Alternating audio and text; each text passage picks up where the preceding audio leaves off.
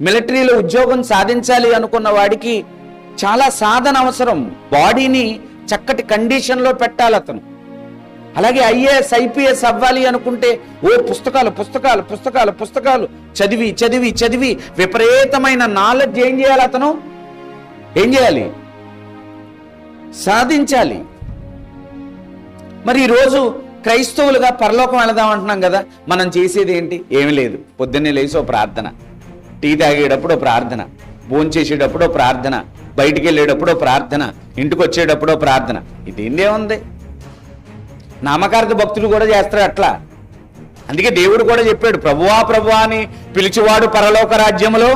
నువ్వు టీ తాగేటప్పుడు ప్రార్థన, భోంచేసేటప్పుడు ప్రార్థన, బయటికి, అదంతా నీ సేఫ్టీ కోసం. దానివల్ల దేవునికి ఏం ఉపయోగం లేదు. నీ సేఫ్టీ. అయ్యా టీ తాగుతున్నానయ్యా కాపాడయ్యా, అన్నం తింటున్నానయ్యా కాపాడయ్యా, పడుకుంటున్నానయ్యా మంచి నిద్ర అయ్యా, ఉదయాన్నే లేచే భాగ్యం అయ్యా, నీకోసమే కదా అంతా. దాంట్లో పరలోకం గురించి ఏముంది? పోనీ ఏమన్నా నువ్వు నేను నోరెట్టుకుని ఏ రోజైనా, ప్రభా నీ రాజ్యంలో ఉండాలి ప్రభా, ఎప్పుడు వచ్చేస్తాను ప్రభా నీ దగ్గర, నీకేమో భయం అయ్యే.